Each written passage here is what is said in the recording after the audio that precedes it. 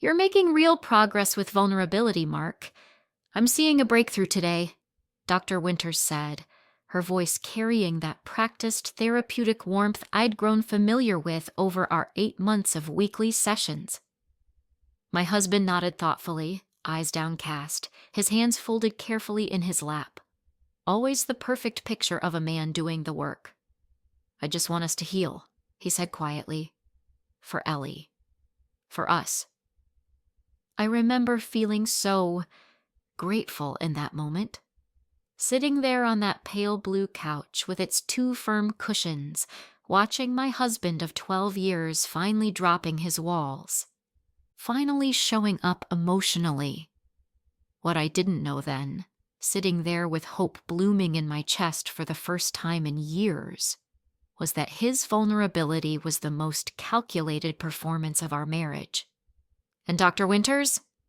She wasn't just our marriage counselor. She was his audience of one. Subscribe to the channel if you want to hear more shocking true stories like this one. Hit that notification bell to never miss an upload. I should probably back up a bit. Mark and I met in graduate school. I was studying environmental law. He was on the corporate track. We were that couple everyone envied, ambitious, attractive, seemingly compatible in all the ways that mattered. We got married at 27, bought our first home at 29, and had mapped out the perfect timeline for our careers, travel plans, and eventually, children. Life had other plans. My father died suddenly when I was 30. Heart attack. No warning. The kind of loss that splits your life into before and after. I spiraled into grief that I couldn't neatly schedule between conference calls and networking events. Mark was supportive in his way, but I could feel this growing impatience beneath his comforting words, like my grief was an inconvenient project that was falling behind deadline. "It's been 8 months, Al," he said one night after I'd canceled dinner with his boss. "Don't you think it's time to, move forward? You know that feeling when someone says something so callous that your brain actually buffers for a second, like you're certain you must have misheard?" I hadn't misheard. That was our first real crack. Not the kind you can see from the outside. We still looked perfect on Instagram, still held hands at company parties, still had sex, though increasingly it felt like one more item on his to-do list. Then came the fertility issues. 3 years of negative pregnancy tests, 2 miscarriages, and medical bills that drained our savings. Each loss carved something out of me. Each, "I'm sorry, but," from doctors made me feel increasingly defective. And Mark was supportive in a way that felt like he was checking boxes. Hold her hand, check. Say, "We'll get through this," check. Bring flowers on bad days, check. But I never once saw him cry. Not when we lost the second pregnancy at 14 weeks. Not during any of the painful procedures. Not even when I finally broke down and said maybe we should stop trying. Instead, he'd retreat to his home office, immersing himself in work calls and emails. Creating distance under the guise of providing for our future. "I don't think you understand what this is doing to me," I said, during one particularly awful fight. "It's my body that keeps failing. It's me who has to face another woman every time a friend announces their pregnancy." He looked at me with what I now recognize as carefully manufactured patience. "This is happening to both of us, Ellie. I'm just handling it differently. Not everyone processes grief the same way." It was such a therapy-approved response. Reasonable, mature, impossible to argue with. So I didn't. Instead, I started seeing my own therapist, Dr. Chen, who helped me understand that my feelings were valid, that I wasn't crazy for wanting my husband to actually show emotion during the worst experience of our lives. It was Dr. Chen who eventually suggested couples counseling. "You both experienced loss," she said, "but you're grieving separately rather than together. A good couples therapist might help you find your way back to each other." When I suggested it to Mark, I expected resistance. Instead, he agreed immediately. "I'll research some options," he offered, which should have been my first red flag. Mark never researched anything related to our emotional life. I was the one who found therapists, who read relationship books, who scheduled date nights. But I was so relieved by his enthusiasm that I ignored my suspicion. 2 weeks later, we had our first appointment with Dr. Olivia Winters. From the beginning, something felt off. Dr. Winters was younger than I expected, maybe mid-30s, with the kind of effortless beauty that makes other women immediately catalog their own flaws. Glossy dark hair, wide green eyes, sophisticated yet approachable style. Her office was a carefully curated blend of professional and comforting. Lots of plants, natural light, abstract art in soothing colors. "Tell me why you're here," she said in our first session, her eyes moving between us with practiced neutrality. I started talking about the distance, the fertility struggles, my father's death, how we'd stopped really seeing each other, how I felt like I was living with a roommate rather than a partner. And then something strange happened. Mark started to cry. Mark. Crying. In 4 years of losses and disappointments, I'd never seen actual tears. Yet here he was, breaking down in front of a stranger. "I'm failing her," he said, voice cracking. "I know I am. I just don't know how to be what she needs." I was stunned, moved, hopeful. Dr. Winters handed him a tissue, her expression compassionate. "That's a powerful admission, Mark. It takes real courage to be this vulnerable." I reached for his hand. He squeezed mine, and for the first time in years, I felt like maybe we'd find our way back. After that first breakthrough, our Thursday evening sessions became the focal point of my week. Mark was participating fully, doing the assigned homework, using the communication techniques Dr. Winters taught us. He started asking about my day in ways that felt genuine, started sharing small insecurities and fears. 6 months in, we were having sex regularly again. Not just the mechanical kind, but the connected kind. The kind where you look in each other's eyes and feel seen. We were planning a vacation, our first real one since the last miscarriage. Things weren't perfect, but they were hopeful. There were little things that occasionally pinged my radar. How Dr. Winters sometimes seemed to know things about Mark's work schedule that I hadn't mentioned. How she'd occasionally reference something from his childhood that I was fairly certain hadn't come up in our sessions. But I dismissed these as parts of private check-ins she might be having with each of us, or simply my own memory failing. Then came the night that changed everything. Mark had a last-minute business trip to Chicago. Nothing unusual. He traveled every few months for client meetings. I decided to use the evening to catch up with my friend Jen over wine and takeout. We were halfway through our second bottle when my phone buzzed with a text from Mark. "Landing now. Hotel snafu, so switching to Marriott downtown. We'll call after I check in. Love you." I texted back a quick, "Safe travels, love you too," and returned to our conversation. 20 minutes later, my phone rang. It wasn't Mark. It was Carol from his office. "Hey, Ellie, sorry to bother you at night. Is Mark around? He's not answering his cell, and we've got a crisis with the Richardson account." My wine glass paused halfway to my lips. "Carol, he's in Chicago. Left this afternoon for the client meetings tomorrow." There was a pause that lasted a second too long. "Chicago? There aren't any meetings in Chicago this week. The team is prepping for the Denver pitch next month, but that's not until the 15th. You know that feeling when your reality shifts? When what you thought was solid ground suddenly isn't? There must be some confusion, I said, my voice surprisingly steady. He packed a bag. I drove him to the airport myself. Oh, maybe it's a last-minute thing Peter arranged.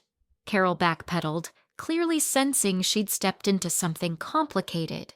I'm not always in the loop on executive travel. Let me check with Peter instead. Sorry to bother you. She hung up before I could respond. Jen was staring at me, wine glass frozen midair. What was that about? I placed my phone on the coffee table very carefully, as if it might explode. I think Mark lied about where he was going tonight. Maybe it's a misunderstanding, Jen offered, but her tone said she didn't believe it either. Yeah, I said. Maybe. But a cold certainty was settling into my stomach. I picked up my phone again and opened our location sharing app. Mark and I had started using it during his business trips years ago, after he'd been mugged in Philadelphia. It had become routine, a safety measure we never questioned. His location showed him not in Chicago, but right here in Boston. Specifically, at an address in Beacon Hill I didn't recognize. Jen, I said quietly, will you come with me somewhere? 20 minutes later, we were parked across from a beautiful brownstone on a tree-lined street, the kind of place that required old money or new tech wealth. Through the windshield, I watched as lights glowed warmly behind drawn curtains on the second floor.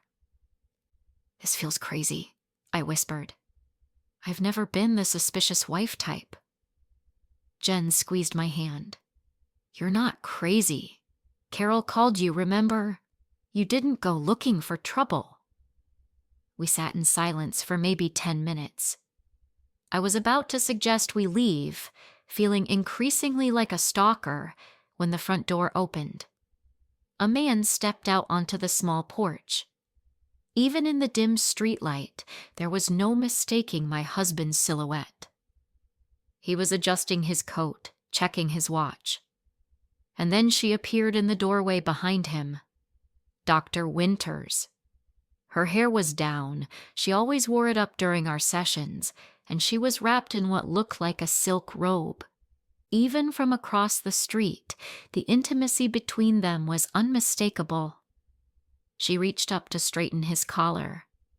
He leaned down to kiss her, not a quick goodbye peck, but the lingering kind between established lovers. My stomach dropped to my feet. The world narrowed to that doorway. Those two people.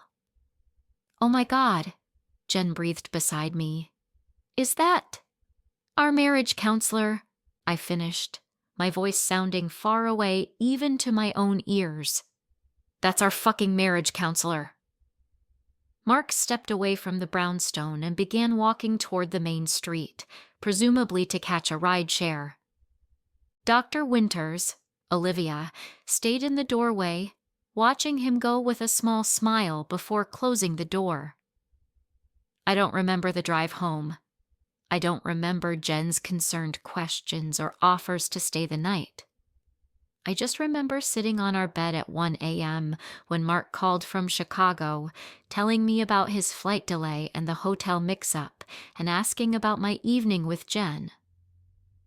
I listened to him lie smoothly, effortlessly, and realized this was not his first time.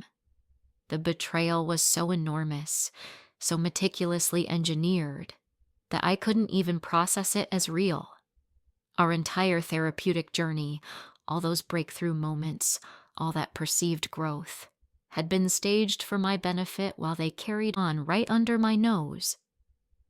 I'm pretty tired, I said, when he finally finished his fabricated travel saga. We'll talk tomorrow? Of course, babe. Get some sleep. I love you. The words that used to warm me now made me physically ill. You too, I managed and hung up. I didn't sleep. Instead, I went into investigation mode. I checked our credit card statements, finding regular charges at a restaurant near Dr. Winter's brownstone. I looked at Mark's calendar, discovering blocked-off client meetings that aligned suspiciously with days when he came home late. I even found hotel charges in Boston on days he was supposedly traveling elsewhere. The breadth of the deception was staggering. This wasn't a brief affair or a momentary lapse. This was an elaborate relationship with infrastructure. And the cruelest part? They'd made me an unwitting participant in their little drama. Every Thursday at 7 p.m., I sat across from them, vulnerably sharing my deepest insecurities, while they exchanged secret glances and inside jokes I wasn't privy to. I'd been paying $200 a session for the privilege of being their fool. When Mark returned from Chicago the next evening, I was sitting in the living room, a glass of bourbon in my hand. I'd never been much of a hard liquor person, but tonight seemed to call for something stronger than wine. "Hey, you're still up," he said, dropping his overnight bag by the door. He came over to kiss me, and it took everything in me not to recoil. "I brought you something."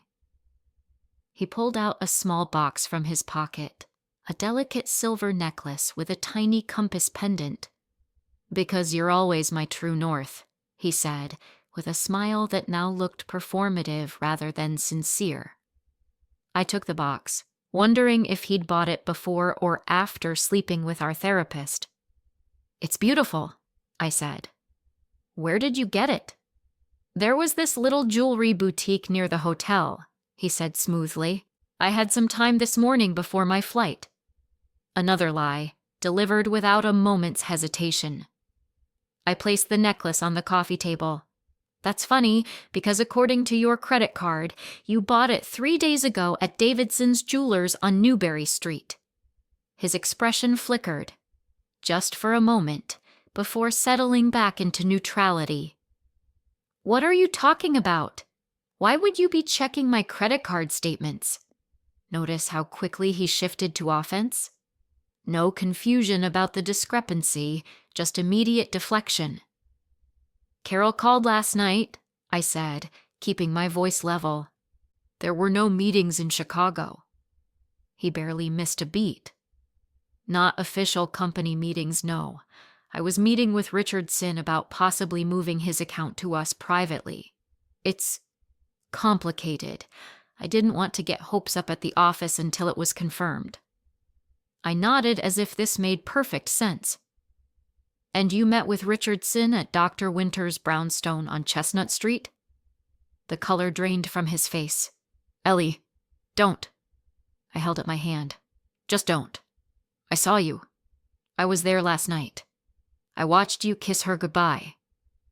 For a brief moment, genuine emotion flickered across his face. Shock, fear, calculation. Then, remarkably, he tried another approach. "It's not what you think," he started, sitting down heavily on the couch. "Dr. Winters and I, yes, we've been meeting privately. It started as individual sessions to work through some things I wasn't ready to bring to our joint sessions. Things about my father, my own fears about parenthood." I stared at him, amazed at his audacity.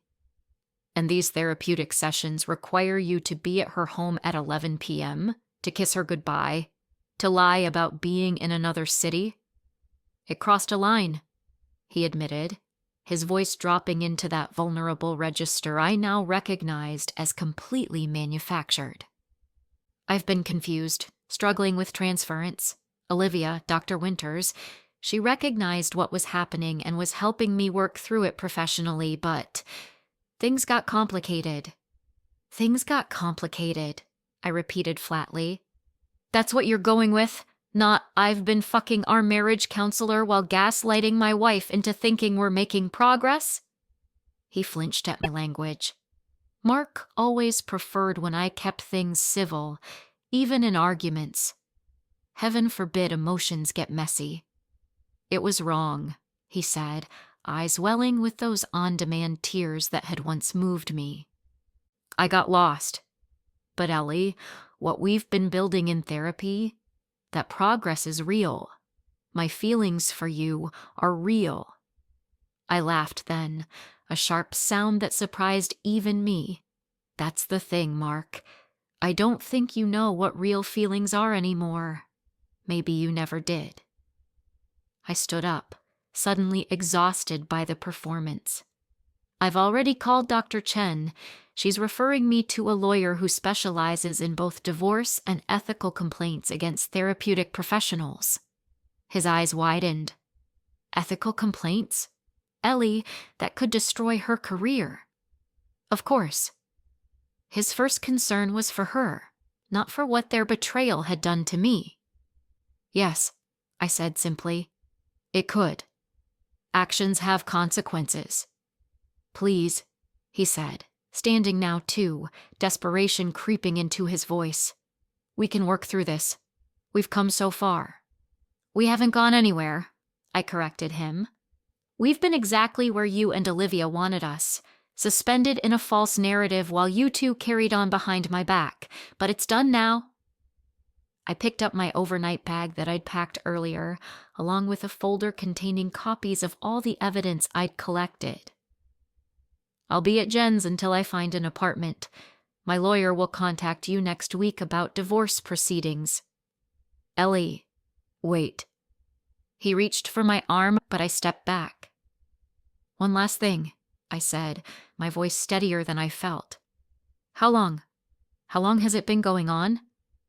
He hesitated, and I knew he was calculating whether truth or another lie would serve him better.